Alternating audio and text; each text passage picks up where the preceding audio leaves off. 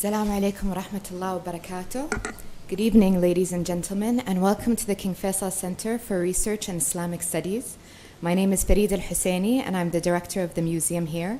And it's my pleasure to have you all to attend our wonderful lecture today that's going to be given by Mr. David Warren. Mr. David Warren is the Senior International Director of Jewelry at Christie's. He's also the head of Middle East Jewelry for Christie's. He has been working with Christie's since 1976 as an appraiser. He has conducted countless auctions. He set up their office in Hong Kong. He also ran their offices in Dubai for 5 years. And he has handled countless auctions and is an expert, a world-renowned expert, in fact, in pearls, diamonds, emeralds, as well as Mughal jewelry, Art Deco jewelry, Cartier jewelry, and contemporary jewelry as well. And it is our pleasure to introduce Mr. David Warren and to have him here to tell us about the fascinating story of emeralds. So please join me in welcoming Mr. David Warren. Thank you very much. Thank you so much, Frida, for that lovely introduction. And good evening, ladies and gentlemen. It's a great pleasure to be here to talk to you this evening. I always love being in Riyadh, but to be able to have an opportunity to speak is rather wonderful. Thank you.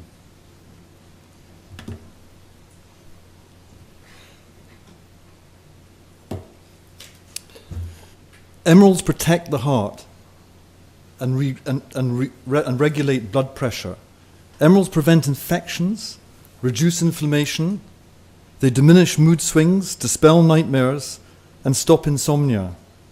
An emerald under the tongue will summon evil spirits and ward off witches. Romans believed emeralds helped their eyesight. They also believed being buried wearing emeralds would give them eternal life. These are just a few of the superstitions surrounding emeralds over thousands of years. Emeralds, of course, are green. They're the color of Islam. It's Muhammad's favorite color, and the Saudi flag, of course, is 100% green. There are many reasons why people love emeralds. The reasons I love emeralds are because of their color, because of their hardness, and because of their trigonal system, the way in which they grow. Now, those might not seem like very romantic reasons why I like emeralds, but they're critical reasons for the story of emerald. And the hardness of emerald allows emerald to be cut very easily. So, for example, if you take a ruby or a sapphire, it's much harder. You can't carve them in the beautiful way that you'll see some of these emeralds have been carved. Diamonds, for example, are the hardest substance known to man. They were used as carving tools for thousands of years because no one knew how to unlock the potential of a diamond and make it look nice. It wasn't really until the end of the 15th century, till about 1496, that somebody in Paris worked out how to cut a diamond. So prior to that, you hardly saw diamonds in jewelry. But emeralds in jewelry go back a very long way. So the hardness in our story tonight is absolutely critical. As well as that, what they call the trigonal system, which is how the emerald grows, because different gemstones grow in different ways. A diamond, for example, is a four-sided double pyramid, an octahedron, and that's how they grow. But as you see here, emerald has this beautiful hexagonal form. It has 6 sides. They're not quite even, so in a way it's rather charming. And you'll see that in some of the gemstones as we go through.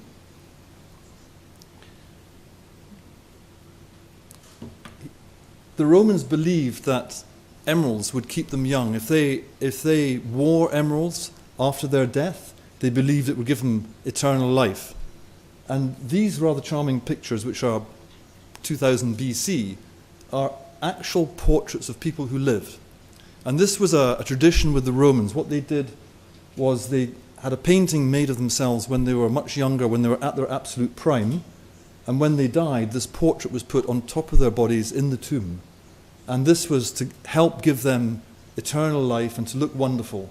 And the kind of emeralds that they were wearing in those days looked like this. And you see here how these emeralds follow the crystal structure of my first image. And so it was very simple just to drill a hole through them, because they were not so hard, and put them onto a string like this. It would be much, much harder to do that with a ruby or a sapphire. So you see emeralds being worn in this way very early on, 2000 BC. These particular emeralds probably came from Cleopatra's mine, what they call Cleopatra's mine. Cleopatra's mine produced emeralds, but they were not very good. The quality wasn't very good. They tended to be quite opaque, and the colours are not as good or anything like as good as we see today. The best emeralds, of course, I'm sure everyone knows, come from Colombia. And in 1499, the Spanish invaded Colombia, and they were looking for the riches of the New World. They were looking for treasures, they were looking for gold, for platinum, and they also found emeralds. And they fought in Colombia to gain power, but they knew the emeralds were there, but they didn't know where they were. And they were trying to find them. They'd been searching Colombia for many, many years. And then Jimenez de Quesada, who was one of the conquistadors, was presented with 9 beautiful, large emeralds from one of the local villagers, or the chieftains, I should say. And so he was very cunning, and he suddenly thought, right, I'm going to get some of my soldiers to follow these people, to see where they go, and to follow them until they lead us to the mine. And so that's how they found the first mine. The first mine was the Chivor mine. And the Chivor mine is northeast of Bogota, the capital of Colombia. So they managed to fight the Chivor Indians, and they took the mine, and they started mining there.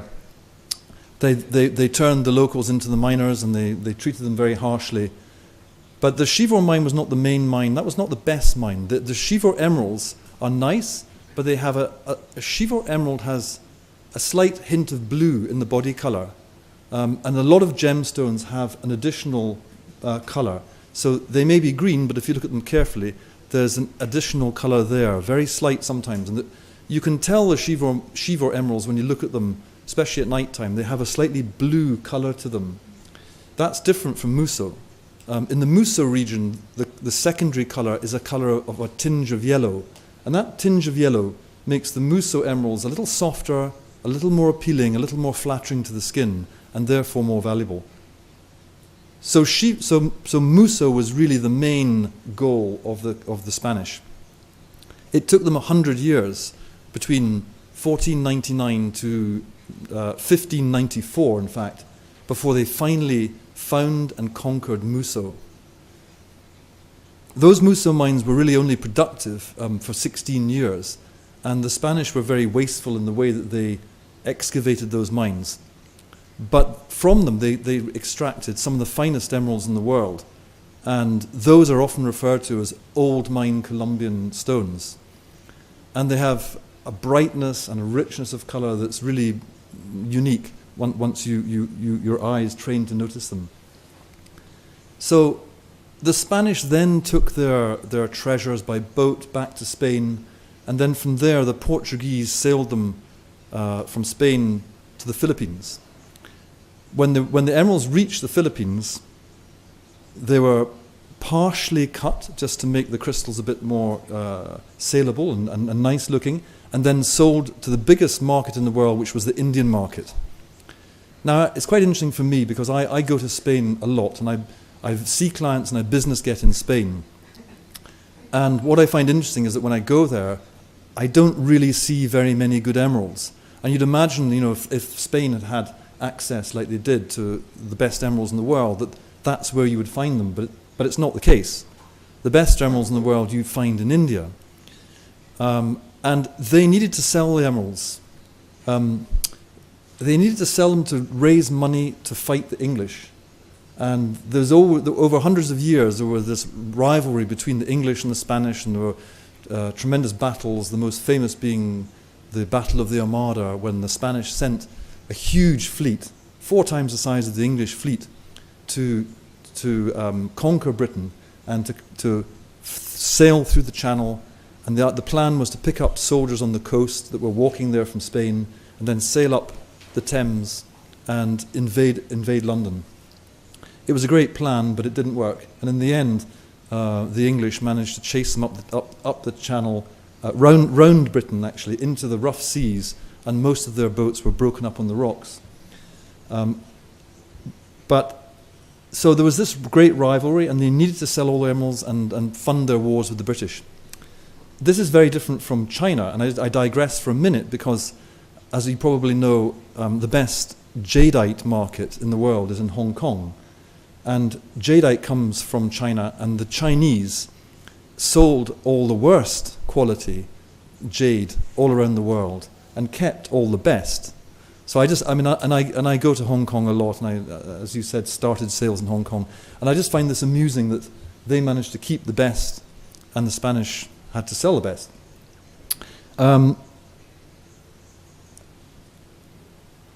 I go to Colombia actually quite often because my wife is Colombian. And one time I was there in 2005, I had the opportunity to go to Muso Mine. And this was a great thrill for me because I spend my life in my office in London looking at wonderful emeralds, and I thought that'd be great to go down the mine and see the whole process. So I was writing an article for Christie's magazine at the time on the emerald market and understanding the emerald market. And journalists had not been allowed into Muso and the Muso area for many years because the last journalist that went there wrote a very damning, unpleasant article, and the headline was "Murder in Emerald Valley." Having promised he would write a nice article, and he wrote that. So those people who own and run the mines were very nervous of the outside coming in to take a look. I got there because I was not a journalist. I work in the industry. And so they felt that I would write something that would be probably complimentary. And also, my wife is Colombian. I'm not going to say something bad against Colombia. And I promised to give them the proof of my article before I would print anything. With these various promises, they took me there. Otherwise, I wouldn't have gone. Because it was not like a commercial thing at the time that you could go and do. So we were due to fly by helicopter. And then 2 days before my trip, they said, "David, I'm so sorry, the helicopter's broken. We can't take you."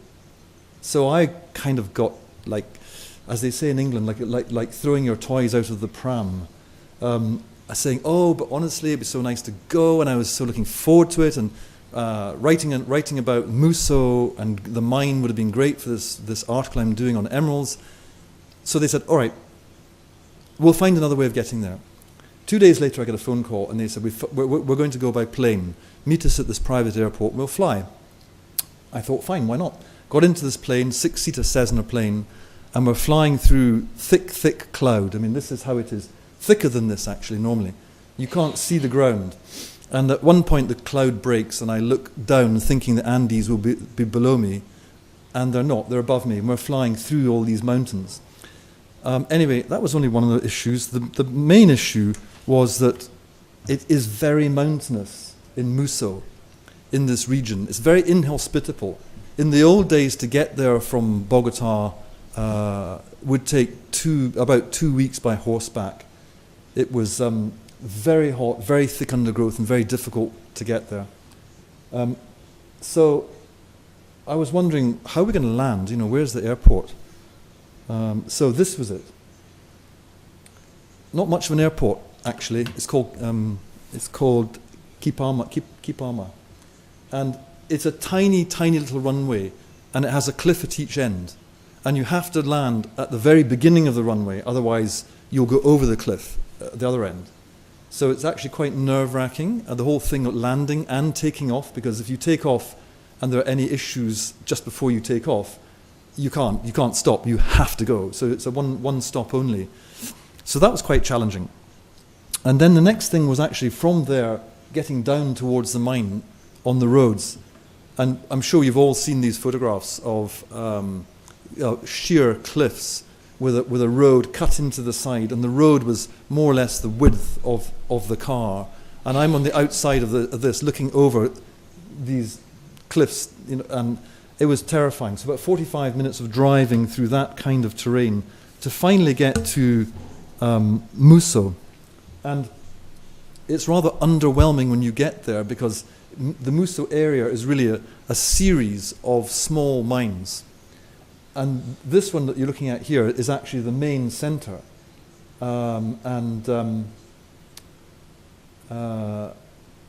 It's not very big, as you can see, but that is really the main Muso mine centre at the time when I was there in 2005. It has changed quite a lot since then, and I'll come on to that in a moment. Here you can see some of the rough terrain and how we had to get down there. Now, I'm claustrophobic, so going down a mine is not my ideal situation, but my determination to go down the mine somehow overcome my claustrophobia. But I had to go down in a bucket with about 8 miners, and we were all crushed like this in a tunnel going down. And it's already at 800 meters high, and that the altitude makes you feel breathless. And when you step into the bucket, there's a huge amount of hot air coming up that hits you, and it's 40 degrees of heat.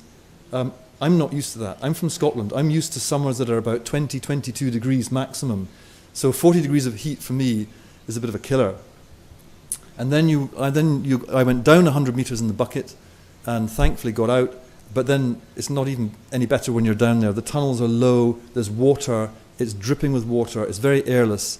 There's a pipe leading through, and you follow the pipe, and when you get to the mine face, that pipe has got fresh air coming through. Up until then, you don't have any fresh air. I came out looking like these guys, absolutely filthy, after about 2 hours down the mine. But it was an interesting experience. We blew up the mine face, and I went in like this. This is not me, but I went in with a jackhammer like that. And what you're looking for is these white calcite veins which run through the black rock, which is called schist.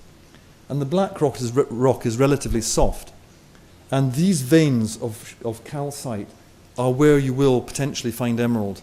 And the veins run, just as you would imagine, all over the place. And therefore you have to tunnel and follow the veins wherever they go. They told me that they could dig in a mine for a whole year and find nothing at all. I was digging for 15 minutes and I found an emerald. Just one. Not very big, but very beautiful. And they very kindly gave this to me, and I took it home to England and I had it cut, and my wife wears it in her finger. And I always say to her, I risked my life 3 times for you to get that emerald. I later had lunch with the owner of the mine, someone called Victor Carranza. And Victor Carranza was someone who had lived through a very turbulent time. He lived through the era of the 80s where the Medellin and Cali drug cartels were fighting over the emerald mines. And many people were killed during that time. And he came out of this as the overall king of Muso. However, if you mention his name in Colombia, people are quite frightened. Nobody goes near this man. And after I came out of the mine, I asked if I could meet him for my story. And they said, nobody asks to see Carranza. So again, I kind of said, oh, well, what a pity, because it would have been great for my story if I could have met him. 2 days later, they called me and they said, David, Carranza wants to see you. And so a car was sent and I was picked up and I went to his house. And outside on the wall, there were 18 bodyguards with guns. And I go inside and there's two bodyguards with guns in the room. They tell me, I can speak with him for 20 minutes, a very busy man, and I can record my conversation, but ask the right questions because he won't have long to speak to you. I was there for 4 hours. He opened his safe. He showed me $50 million of emeralds. He showed me huge, uncut, unbelievable emerald crystals. We had lunch. We kissed. We hugged. He gave me his book. He offered me a job. But the most important thing was, when I asked him about the emerald, and I said to him, how many foreign people go down your mine, blow up your mine, dig out an emerald and take it home? And he said, nobody. I asked him questions about how he saw the business developing. And he said he has a vision for the future, and what he wants to do is bring in outside mining companies so to make it less feudal, fighting amongst the local families who are the miners, and balance things by having outside influences, which is a very good idea, and it's now been done, and the whole thing is far safer and better regulated. And he also wanted to bring in more outside influences in the form of laboratories to test the emeralds. So Goublin and laboratory was brought in to set up a laboratory there and independently test the stones that came out of the ground, so people had the confidence to buy emeralds in Colombia. And that also happened. So all of the things that he said to me that I recorded all happened. And now Victor Krancer is no longer with us, and all of these things have come to fruition. This last shot on the mine just rather amused me, because this was where all the emeralds ended up. It's not high tech. It's an old-fashioned safe with an old-fashioned man sitting there, most of the time half asleep. Now I want to just explain a little bit about some of the cutting process, but these are, as you see, very crudely formed beads. And the way in which the Indians polished those beads was quite nice. They would put the rough crystals, they would put lots of rough crystals into a leather bag, a bit like a rugby ball, for example, and in there would be sand and a little bit of water. And then two people would sit cross-legged facing each other, and they would roll the bag to their friend, and the friend would roll the bag back, and then this would go on for several hours, rolling backwards and forwards, until you end up with these baroque but rather charming polished emerald beads. And this was one of the earliest forms of creating attractive emerald jewels. This piece, however, is very different and extremely sophisticated by comparison. However, it's actually rather early. It's probably late 16th century, and came from Iran or Anatolia. And you can see on the shoulders here this carved leaf effect on the shoulder. It was once one complete piece of emerald, which is an incredibly daring thing to do. Since it was made so many hundred years ago, it's been damaged, and so the gold ring inside was added at some later date. And this rather charming ring went sort of kind of unnoticed in one of our sales. I mean, we knew what it was, but I think not everyone really understood its importance and its age. And we sold this as part of the Lily Safra private sale of jewellery, where all her jewels, the money from this sale, were all going to charity. And it made, the whole sale made $30 million US. But this piece was sold in May 2002 at the Safra sale. This particular piece I'm showing you now, I think is truly remarkable. It's a pocket watch from circa 1600, and it's signed, the movement is signed by someone called G. Furlight. It's not a name that anyone, I don't think, really knows any longer. It's so early, there are no examples of watches by Furlight. But it comes from some jewellery that was found in 1922 in England. It's called the Cheapside Hoard. And some builders were extending a basement, and they found a wooden trunk behind a wall when they were knocking it down. And inside the wooden trunk were 400 pieces of jewellery from the 17th and 18th century. And this is one of the pieces. And I mean, it's extraordinary. I mean, you can see really here that it's just the bottom left one, you can see is the crystal. That is the crystal. They took one crystal and they just chopped it into 3 pieces. 3 pieces or 2 pieces? I think 2 pieces. And inset the movement and then hinge the lid there. I've never seen anything like that in my life. And it's very early. 1600 is incredibly early for a pocket watch. It makes one wonder who it belonged to. I mean, I'd love to know who owned that watch. We know who owned this. And this is a piece of jewellery that came into Christie's in 1996. So in 1995, my managing director said to me, David, what should we do to celebrate the 50th anniversary of Indian independence, which took place in 1997? And I said, well, I can try and have an Indian sale, but I don't know if it'll be the biggest disaster or the biggest success. But it had never been done before to have a complete sale of just Indian jewellery. In the past, I have to say that when we sold Indian jewellery, it normally didn't sell very well, but you'd have 1 piece, 2 pieces, and it wouldn't create great excitement, and they actually wouldn't sell very well. So it was a bit of a risk. Anyway, this was one of the pieces that was given to us for one of those sales, and we had 150 pieces, and people came from all over the world, and actually the sale was a great success. And so then I was asked to do it every 2 years, and this is what got me into Indian jewelry in a big way, and I began to really love the subject, Islamic and Indian jewels, and principally the emeralds that were used all the way through the journey of these pieces. So this particular piece originally belonged to Clive of India, who was the governor of Bengal and the founder of British India. And he was very successful in terms of his travels in India. And when he retired from India, he brought back with him countless gems and extraordinary gemstones and wonderful works of art, which come up on the auction market periodically. We've sold a number of them. This particular piece came from the Duchess of Northumberland, who is related, past generations related through to Clive of India, so it made complete sense that it would come from her family.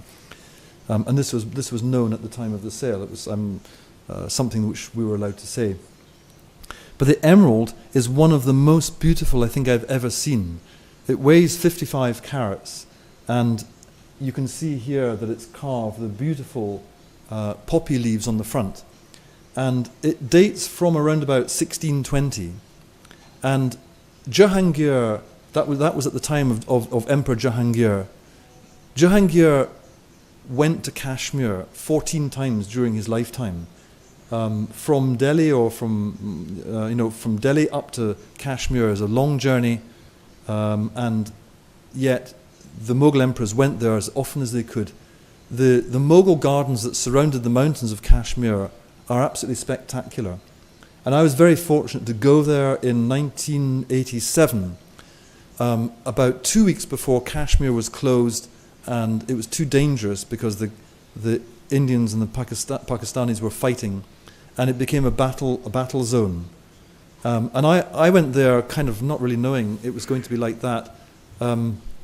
I went there with my English girlfriend at the time, and she had long blonde hair, and we stood out rather a lot amongst the Indians that were there, and there were no tourists. And we stayed on a houseboat on Lake Dal on Kashmir, which was rather wonderful. But it was extraordinary being there and no tourists, and there were army running around with guns at the time, and so it was nerve-wracking. But we had an amazing time, and we went up the Himalayas, and we took a horse through the snow, and we went up the mountains for a couple of days, and that was extraordinary.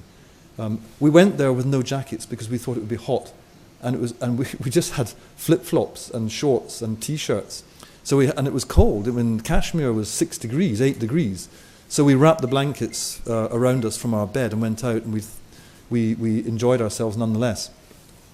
But the important point was that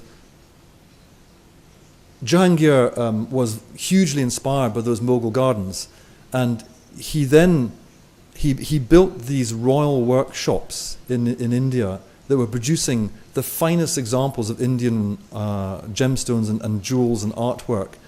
That was the golden period, really, the first half of the 17th century. So when you talk about Indian jewelry collections, that's the period that most people wish to collect, is the first half of the 17th century. And he was so inspired by the flowers of the Mughal gardens. In fact, he created one of his own up there. And I believe that that's why this stone probably, could well have belonged to Jahangir. The quality was good enough. And what's interesting about this is the front and the back. I'm not showing you the same picture twice. But take a look at how close they are. The front and the back. I've never seen an emerald that's been so decorated on the back as well as the front. You wouldn't know which is which, and it wouldn't matter which is which. And I just think a stone of that quality could probably only have belonged to Jahangir. We sold this particular stone in 2003, actually, and it made at the time $1.8 million. Now the next piece is even more extraordinary, and it's probably one of the pieces that, when I write up my history, my biography, I'll say, this was my favorite, all-time favorite piece that I ever sold. I'm bigging it up here, aren't I? But look at that. it's also from the same period. It's from about 1610, even earlier.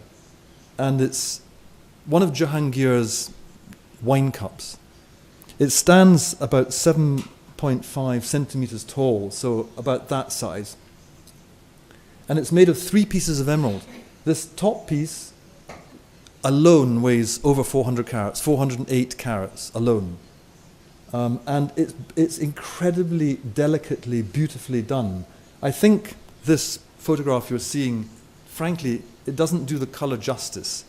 It's a little bit washed out here because this is pretty close to being gem color. You know, and that was remarkable. I went to see this in a bank vault in Switzerland. I knew I had to see something special. I knew it was a drinking vessel, but didn't know too much about it.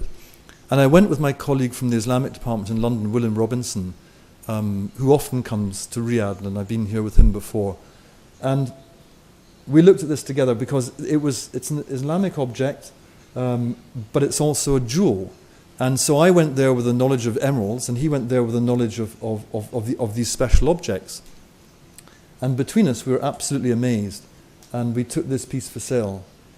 So what connects the 3 pieces, you've got the bowl, you've got the stem, and you've got the base. And then there's a gold rod that runs through all 3 from the base that connects them and keeps them together. And then the base is enameled like this. Now, what is traditional about this enamel work is only the green color. What's not traditional about it is the decoration work. This is not Indian decoration work. And yet, that's also what excited us, because in the workshops of Jahangir, he brought in enamelers from Italy. And this is much more in the style of Italian decoration work, with the typical green enamel that would have been used by Indian manufacturers' workshops in the 17th century. It's the only example I've ever seen in my 42 years at Christie's where you can say that the decoration work is not Indian, the decoration work is Italian. But Jahangir, it's recorded that he had about 30 wine cups, and it says, of all the wine cups, the emerald ones were the most precious, and of those there were very few. This one, the bowl here, takes on that hexagonal shape of the original crystal. Maybe it's not so clear here, but if you take my word from it, it has 6 faces. And those 6 faces, as you can see, each flat face has got like a herring, a fish scale pattern, I would say, on those faces. And then the edges around the top, the bottom, and each edge of the face coming down has a kind of herringbone pattern. And the bowl itself is actually very, very thin. So it would have been a precarious job of hollowing that out. I was never really very sure how they would take the center of that out. But I later learned that what they did was they managed to kind of carve round. They would go round with probably a diamond-tipped tool, going round like this, down, inside, and then they had another tool that would go down, but it would have a little like L-shaped. It'd be slightly L-shaped, and they'd put that down, and that was diamond-tipped as well. And they would go round with the L shape, and then they'd get a bigger and a bigger and a bigger L-shaped tool, which would cut it from the base, so that you would be able to remove the center. You're clever. You remove the center rather than polish it to dust, and then you can use the center for something else. So it may very well be that the stem section there could easily have come from the center of the bowl. We'll never know, but that's probably how they would do it, and that would explain why the color is the same all the way through. And the bowl, I mean, the bottom bit, I don't know where that would have come from, but perhaps a different crystal. So Jahangir would use his cups for wine, and sometimes even a little bit of opium, apparently, he would put in and mix it in with the wine. And here is probably the kind of spoon in which he would be mixing whatever he drank in his emerald cup. And as you see here, they've used the emerald rather more crudely, but as the bowl of the spoon. And it has this typical green enamel work of the early 17th century. So I'm not suggesting that was the original spoon that went with the cup, but it was something similar like that.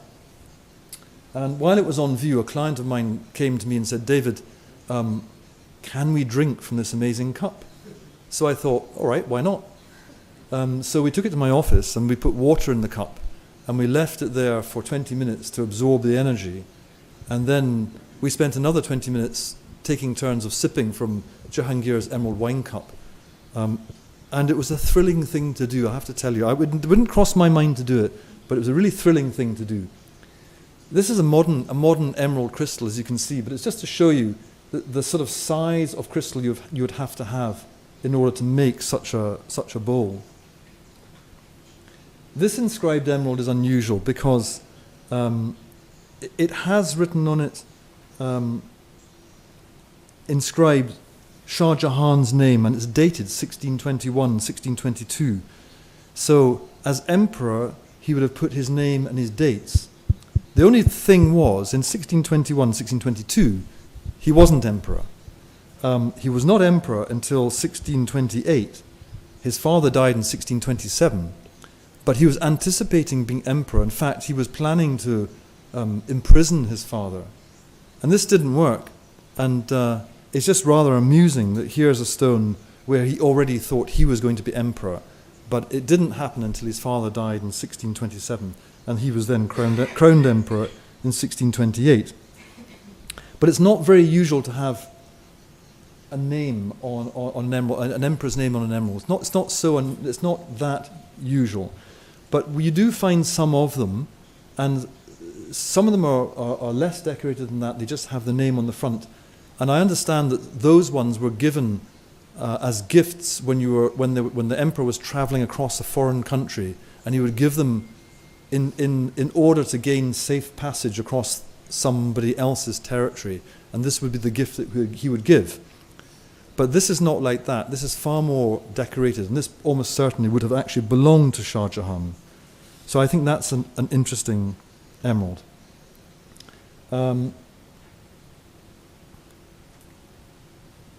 This particular stone, I just think is very charming. It's an early emerald, probably from about the first half of the 17th century, and it's this decorated only on the front, not on the back, but it's very loosely done, you know, and those early emeralds were less complicated and more beautiful and more serene in their decoration work. As you go through the centuries, the decoration work became more and more complicated and more fussy. And that's very much true of the enamel work that you found on the back of Indian jewellery as well.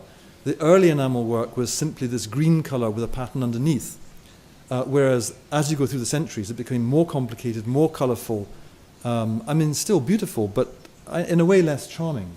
This is a very big emerald, actually. It's about over 200 carats, which for an emerald of this date is pretty early. This is an emerald called, as you see, the Mughal emerald, and we sold this in one of our Indian sales, 2005, I think. And this is also very unusual because it's dated 1695. It weighs 217 carats. Any emerald like this over 200 carats is very rare. I mean, there's only maybe 20 that are recorded that are over 200 carats. But this is very, very beautifully decorated and has religious inscription on the right-hand side. And I think beautiful calligraphy. Here I wanted to show you the difference in terms of what you can do with an emerald or a harder stone like a sapphire. These two figures both date from sort of maybe the end of the 17th century, early part of the 18th century. But the emerald on the left is far more decorated, and the design is far more refined. And that's only because emerald is a softer material than sapphire. This is a sapphire. Emerald has a hardness of 7.5, and sapphire has a hardness of 9. Diamond has a hardness of 10. But you can see how charming the figure on the right is, but how less refined that is. This was one of the deities that was a poet god, and probably this would have been carried around in your pocket. It wasn't really meant to be a a decoration. It was just something to keep with you and to give you comfort. This, of course, is much later, and this is probably carved in Europe. It's probably carved in Italy, but it's a very grand object. This emerald belonged to Princess Lyubimov de Rostov of Russia. Her dates were 1836 to 1919. After the Russian Revolution, or the first Russian Revolution that was crushed in 1905, she fled Russia, which is quite a wise move, and she moved to Paris. And there she spent a lot of her time buying incredible jewels. And one of her friends told her she was wasting her money, and she said, "I'm not wasting my fortune, I'm building my fortune." And she was absolutely right. She bought incredible jewels. And if you buy the right jewels at the right price, you can, of course, build a fortune. Her jewels were auctioned in 1920. And then and at that time, this made around about $10,000. It's quite a lot of money still in 1920. We then sold it in November 2000, it was actually sold again, in 1964. It came up for auction, but this time it belonged to Prince Nicholas of Romania, who'd inherited it from his mother, the Queen Maria of Romania. So it has a very strong royal provenance, this piece, which we then finally sold in Geneva in 2016 for $180,000.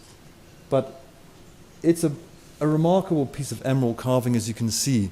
And when you carve emerald like that, there's every possibility that in the carving process it will break, it will crumble.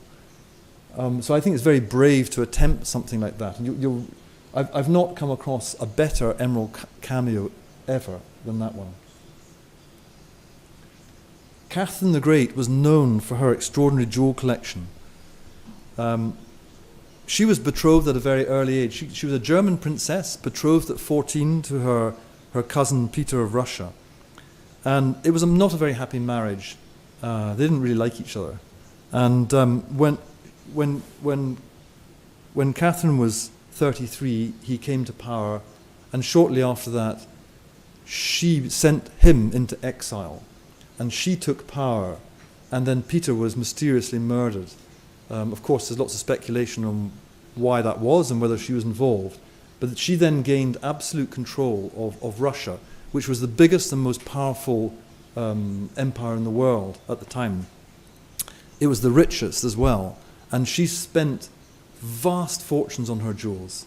And this was one of her emeralds, one of her great emeralds, which weighs about 60 to 70 carats.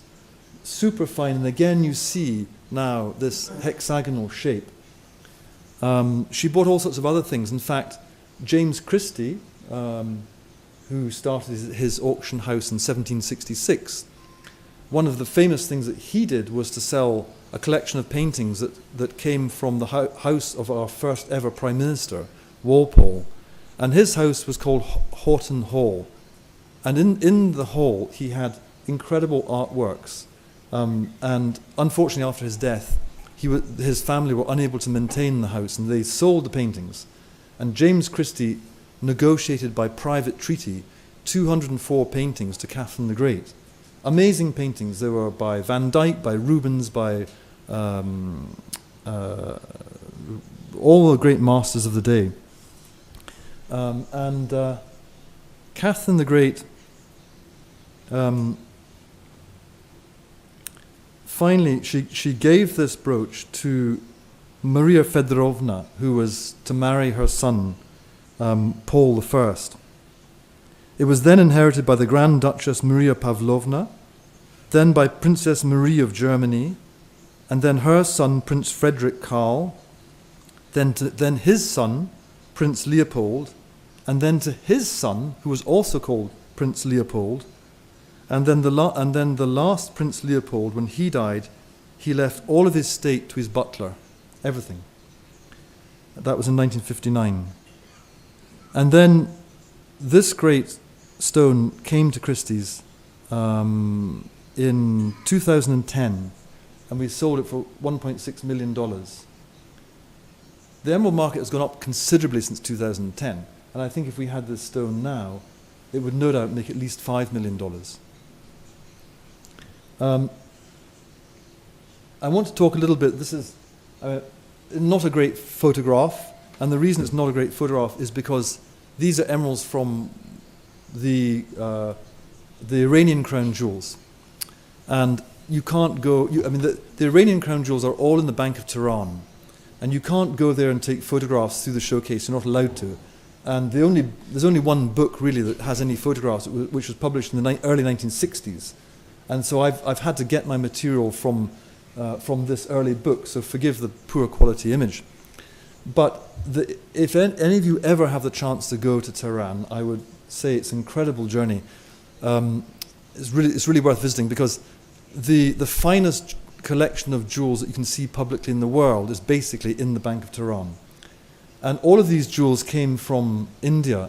And in 1739, Nadir Shah, sensing that the Mughal Empire was breaking up and they couldn't really fully defend themselves, attacked Delhi and sacked Delhi and took all the crown jewels and all the jewels of the Indians that were there in their treasury. And he brought them back to Persia, now Iran, and they've been there ever since. And really, it's a bit of a miracle, and that's the only way that this collection has stayed intact. And when I went there, I found to my delight that there were 2 showcases, probably the width of this room, each showcase. And they were double-sided showcases, and in the middle they had a shelf. And as you can see, here's the shelf, and box loads and box loads and box loads of loose emeralds and incredible carved emeralds. This one in the center here, about 280 carats, others are over 200 carats. Extraordinary emeralds. It doesn't just have emeralds. It's a museum that has thousands of pieces of jewelry. So if you like jewelry, that's the place to go. It has showcases of pearls, it has showcases of emeralds, it has objects that are covered in gems. There's a solid gold globe of the world this size, and the sea is all in sapphire and the land is all in emerald, and all the stones are carved and absolutely beautiful. These are the reasons why I'm passionate about emeralds, because of their color, their hardness, and their shape. And I hope that you've enjoyed listening about emeralds, and I'd just like to thank you very much. And if you have any questions, please don't hesitate to ask me. But thank you.